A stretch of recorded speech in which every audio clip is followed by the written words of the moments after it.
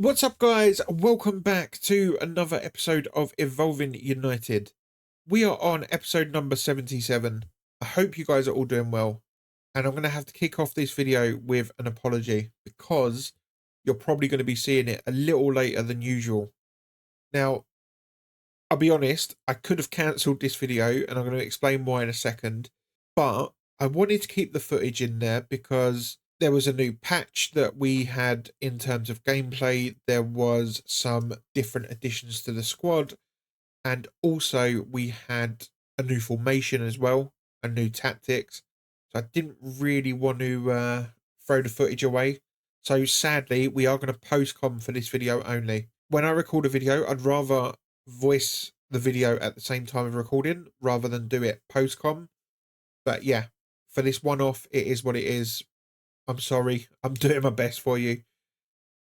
Why are you post-comming the video, James? What happened with the recording, I hear you ask?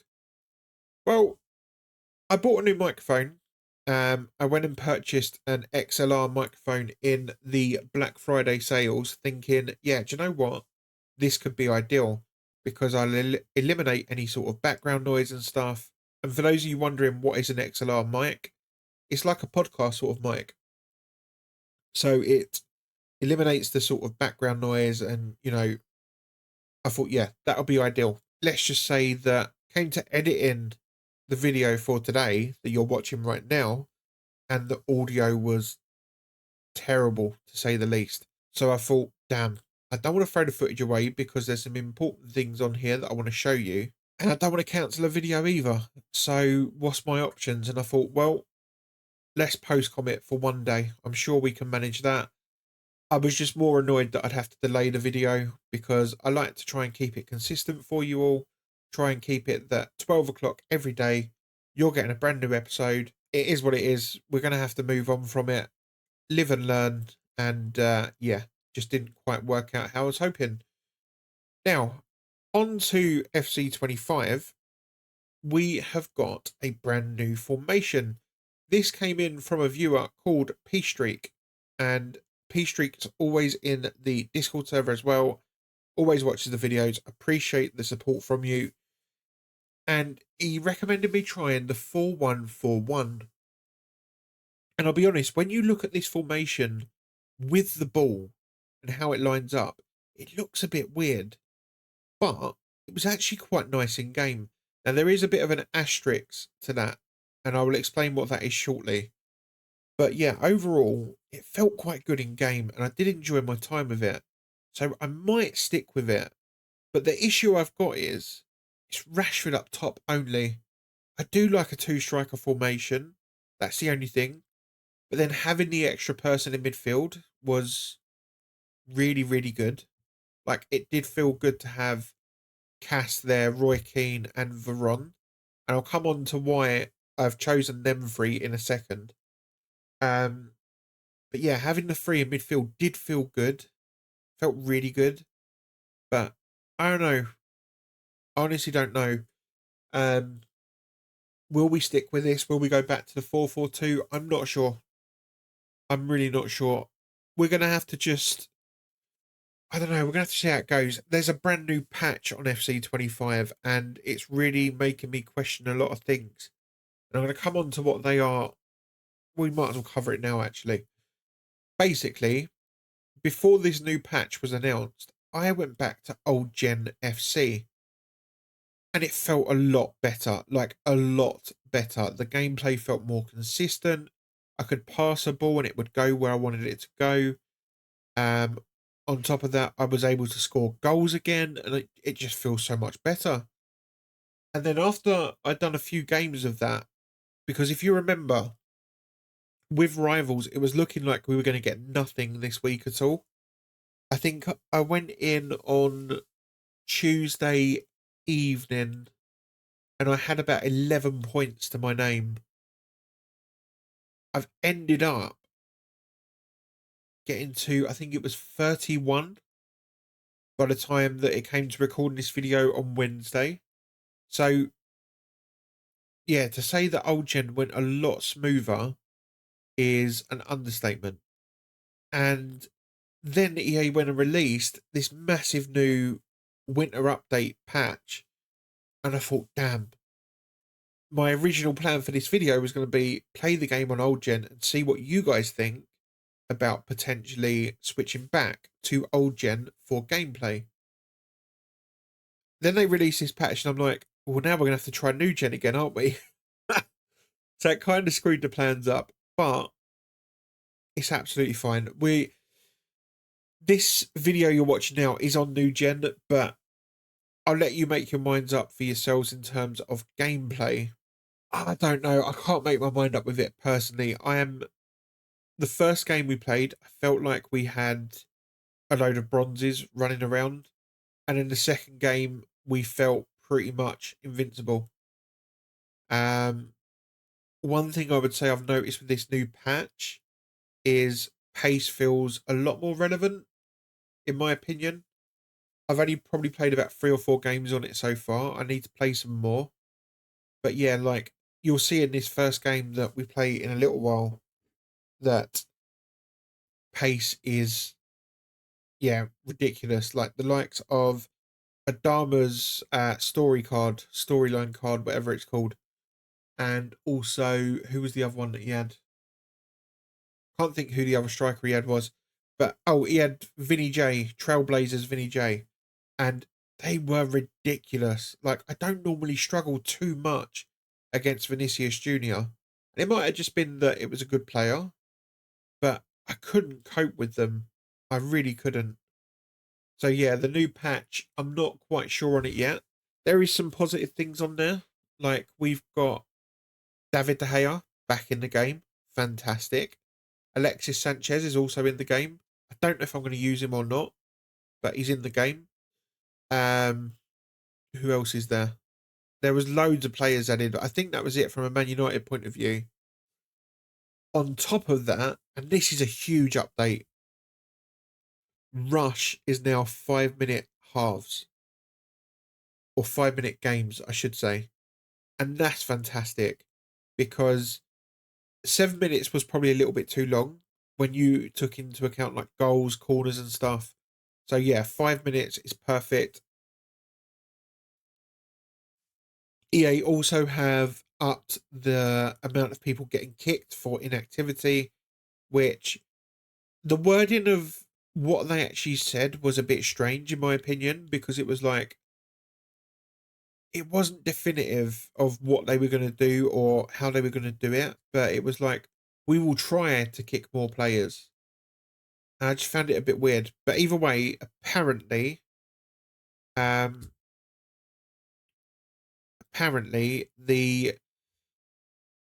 people are getting kicked for about 60 seconds of inactivity.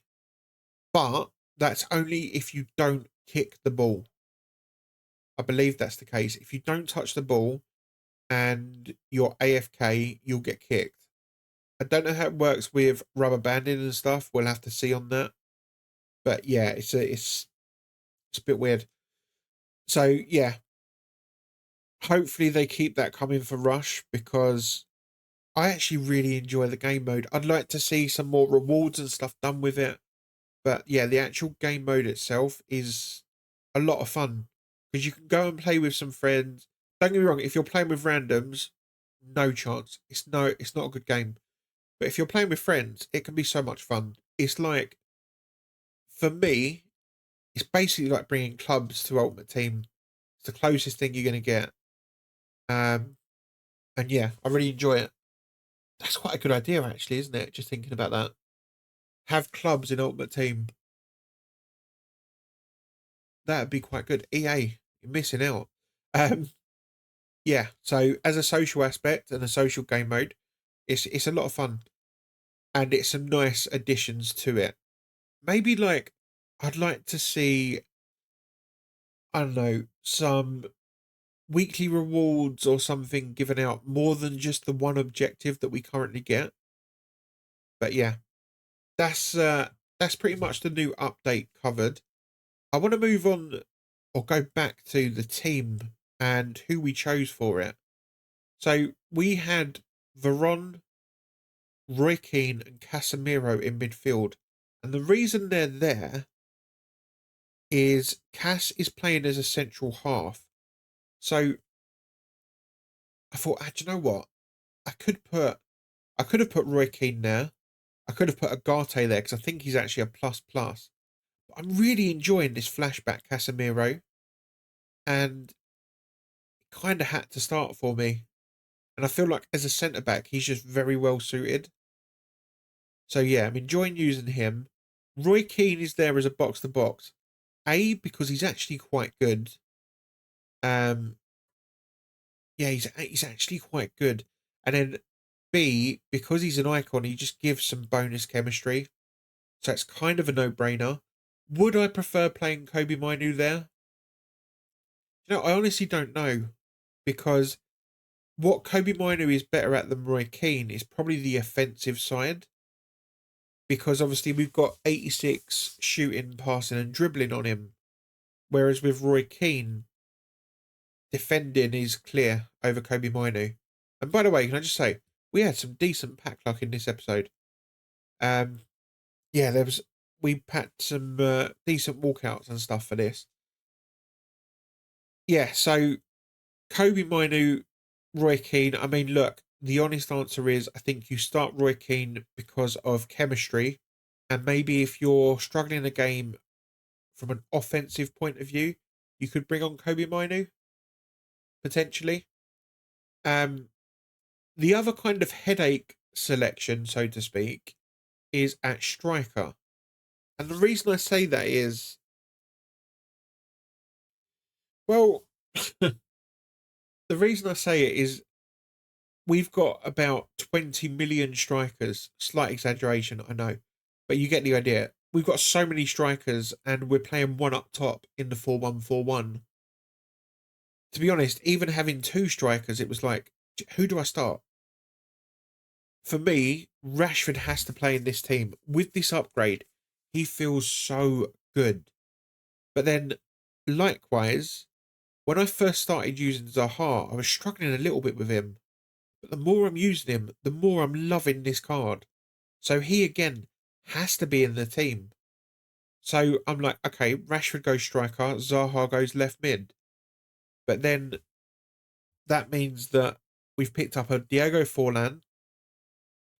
Obviously, Rasmus, Ronaldo are all on the bench. We've got Xerxes, Weghorst. So many stuff. Like, so many good strikers on the bench. And I'm like, damn, is one striker enough? I enjoy playing two strikers anyway. I don't know. It's difficult. It is difficult. But it's a nice option to have so many different cards that fit and that are good and, you know, that we can just sort of mix it up. Some of them are quite similar. Like we've got, off the top of my head, Ronaldo, to be fair, Ronaldo, Weghorst, Hoyland, Cavani are all sort of bigger, taller strikers. I'd still say, oh, and Xerxes. So 5 sort of taller strikers. I'd still say that even with that in mind, they do feel a little bit different to each other in game. But yeah, it's a problem, right? It's a problem in terms of who do you pick, who do you play, who do you not? I'm like, I'm looking at this Diego Forlan and I'm thinking to myself, damn, do we, do we play him still? Do we keep him? Do we sell him back on? Like, what do we do? Little bit lost in that sense, to be honest. However, I'm looking at this team again and I'm thinking we've got Delo in that evolution, and when he gets upgraded, that's great. We need, and I'm going to come on to him in a second. Actually, Diego Delo, we need an upgrade for Malacia, not because he's bad, but just because from a stamina point of view, he is dead by about the 70th minute. And I'm like, that's not ideal. Especially if we're going to try and qualify for champs. Like, I'm lacking a little bit for the left back, right back roles. And Do I regret putting Delo into that Evo the other day? Well, I'll be honest. There was a leaked Evo to come for right backs and stuff, and I thought, great, Diogo Delo's going to go in, and it'll be a nice upgrade for him. So when his Evo came out the other day and we put him in, I thought, it's not that great of an upgrade. It turns out that right back Evo, I don't know if it's right back only, but it turns out that Evo is still not here yet. So I'm hoping, but I've got a funny feeling I've screwed up here. I'm hoping that Diogo Delo will still fit in. If he doesn't, what we can do is we've either got Mazraoui or Wan-Bissaka as options. And, you know, we'll have to see what the Evo offers. I'm hoping it might come out tonight at the time of recording. But yeah, Delo, even with this upgrade, might end up playing left back long term for now until Malacia gets a stamina boost or Relentless. I don't want to say I regret giving the physical Evo to De Ligt because I love that card. And yeah, like he also needed Relentless because of stamina. But I feel like Malacia might have needed it a bit more. I don't know. We've got a couple of sort of selection problems in the sense of, as I've said before, we've got too many players for some positions, and then for other positions, there's just no one really to use. Realistically, what I need right now is Mazraoui to get a promo card, and he deserves one, right? He's been unbelievable for us. I'll be honest, I'm recording this obviously after the Arsenal game, and I'm not going to discuss that in this video, I don't think, because I'd rather do it in tomorrow's video. Do you know what? We can discuss it now, can't we? We'll have the loss wheel in tomorrow's video. We did lose 2-0. Honestly, I didn't think it was. I don't think it's as bad as what some people want to make it seem. Like, we've got to remember a few things here. And these are just my own opinions. If you disagree, fair enough. But for me, I was never going to Arsenal thinking, yeah, we're going to win. Right? I knew, you know, Odegaard's come back as we pack Declan Rice for me as I'm watching this. Odegaard's come back and, you know, they've built up a bit of form in recent weeks since he's returned and they look back to their old selves again. We've just started to try and turn a corner. Our manager has been warning us for a long time now that this dip is going to happen. There's going to be performances that you're not going to like. There's going to be results that we don't like. And look, was we free-flowing attacking football? Absolutely not. Was we terrible defensively? Absolutely not. And on another day, I know how people might react to this, but genuinely think about this for a second. On another day, that game turns out very different, right? We'll start off with that first half. Really, really good from us. Genuinely good. We're the away team. We're up against someone that is fighting for the league. They're only, 7 points, I think, now behind Liverpool. So they are fighting for the league. And we go there as the away team in a team that has recently sacked their manager and got someone new in. And they're not just done that, they're also trying to make massive changes within the club, within the structure, like a brand new formation. It was never going to be easy. On top of that, just think about this for a second, right? Can you tell me massive chances that Arsenal had from open play? I'll come on to the corners in a second.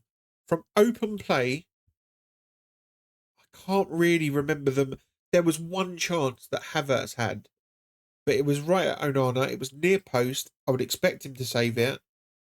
Other than that, they didn't really have many at all.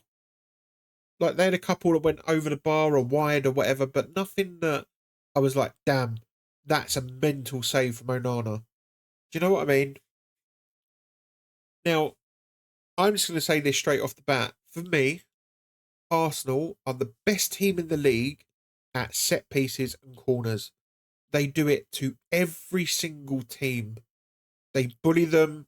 They put the ball literally in the perfect spot every single time, it seems.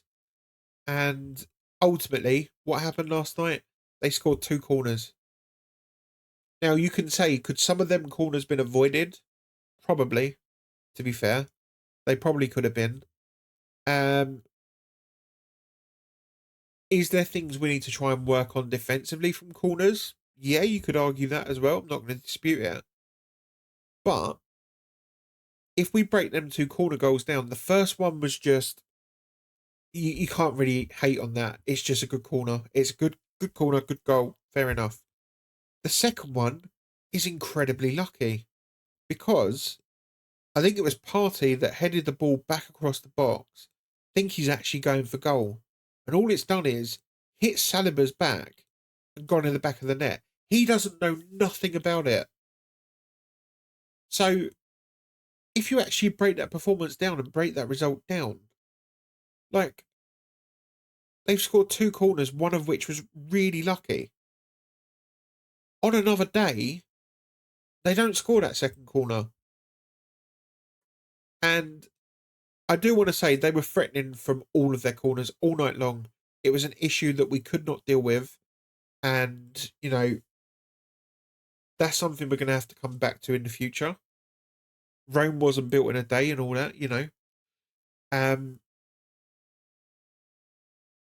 What I did like is defensively, we were very good, genuinely very good. I wish we maybe, like, there was a point in the game where Ahmad went past Zinchenko and he got booked. And I think we were 1-0 down, maybe 2 at the time.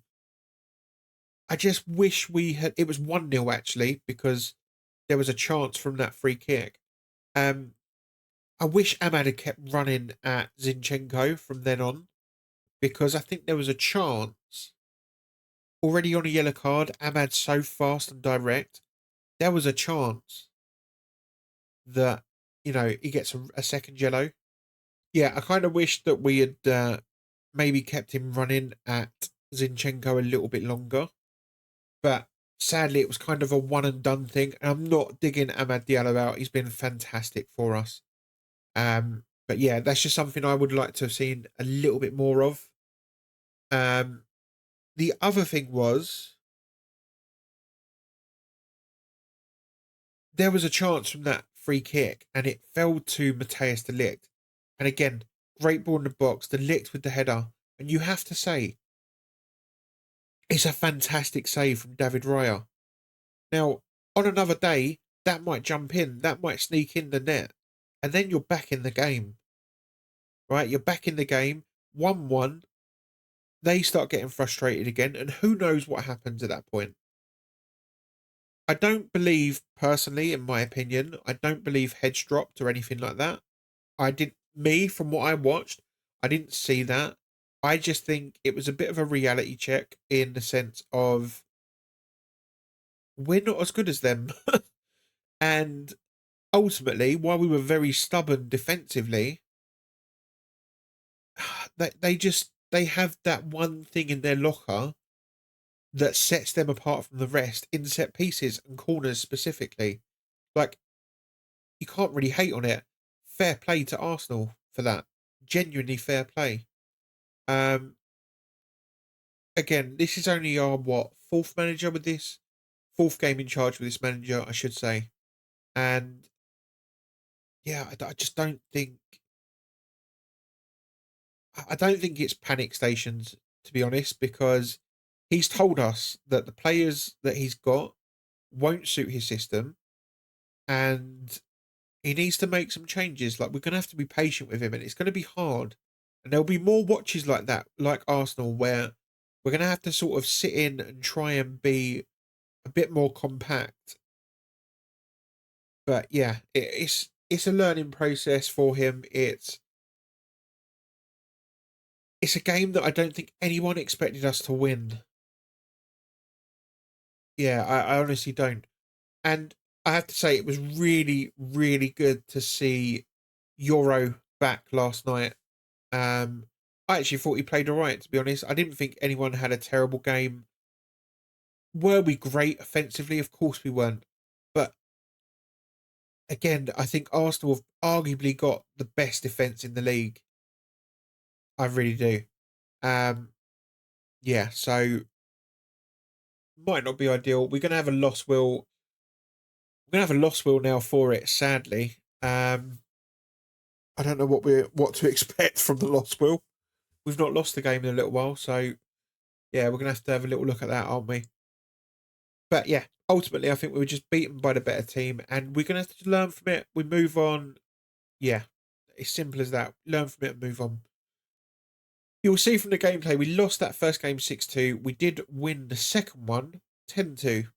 And just going back to FC for a second, I do think the first game my players felt bronze. Like it was like I was using a team of bronzes and didn't feel good. The second game, they felt like they were invincibles. So yeah.